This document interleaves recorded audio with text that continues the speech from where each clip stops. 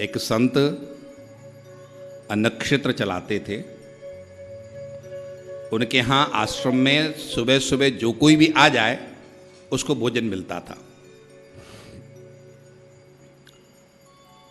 लेकिन उनका एक नियम था कि भोजन करने के पहले तुम्हें आधा घंटा भजन करना पड़ेगा। यदि 11 बजे भोजन है तो सब लोग 10:30 बजे आओ, 10:30 से 11 बजे तक भजन करो और उसके बाद भोजन तुम्हें मिलेगा। तो नियम चलता रहा, लोग आते रहे, भजन होता रहा और भोजन उनको मिलता रहा। एक दिन एक दुष्ट व्यक्ति आया जो भगवान को मानता ही नहीं था। उसने कहा बाबा भोजन दो। तो बाबा ने कहा पहले भजन करो तब भोजन मिलेगा। उसने कहा मैं भगवान को मानता ही नहीं तो मैं भजन क्यों करूं?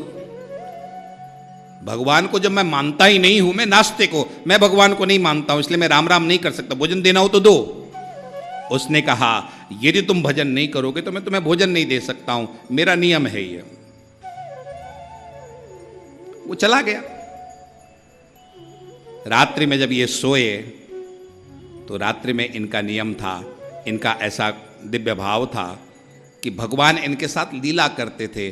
भगवान के साथ इनका वार्तालाप होता था स्वप्न में। आज स्वप्न में जब भगवान इनको मिले तो आज भगवान इनको थोड़े से मायूस, थोड़े से नाराज, थोड़े से उदास दिखे।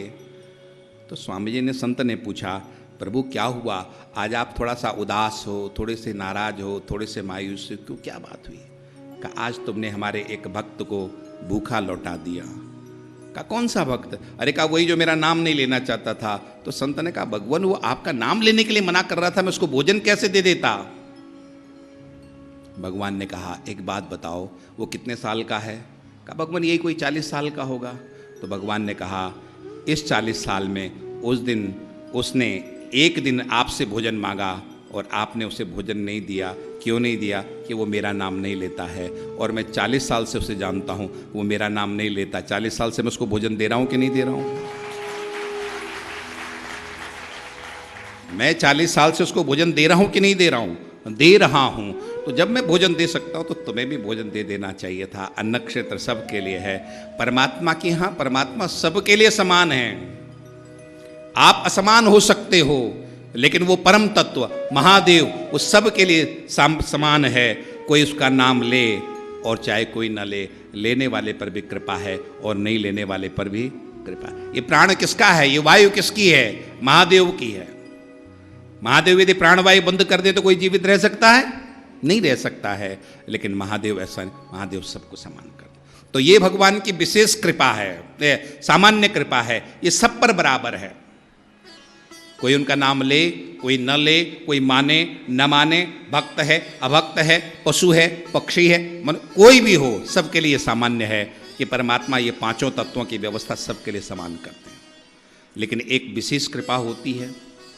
वो विशेष कृपा क्या है? एक सामान्य कृपा है और दूसरी विशेष कृपा है। विशेष कृपा क्या है?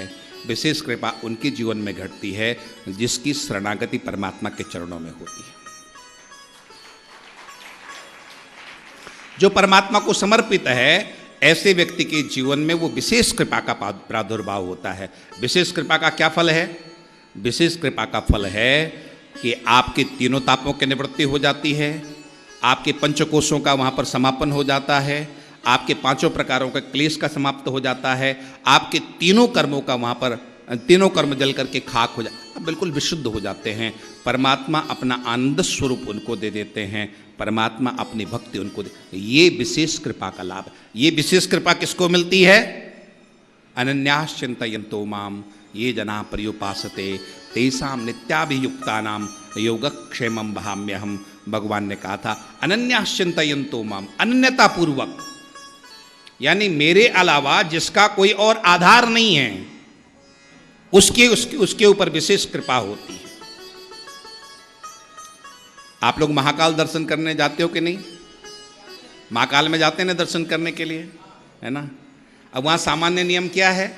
लाइन में लगो, लाइन में लग करके दर्शन होता है ना, ये सामान्य नियम है। और कुछ वीआईपी आ जाते हैं उनको अलग से दर्शन करा दिया जाता है कि नहीं? ये जो विशेष वीआईपी है ना, यही विशेष परमात्मा की कृपा है। जब आप भगवान के बन जाते हो तो आप क्या बन जाते हो? वीआईपी बन जाते हो। वीवीआईपी वीआईपी आप लोग विशेष बन जाते हो। और जब आप विशेष बन जाते हो तो आपको परमात्मा की कृपा प्राप्त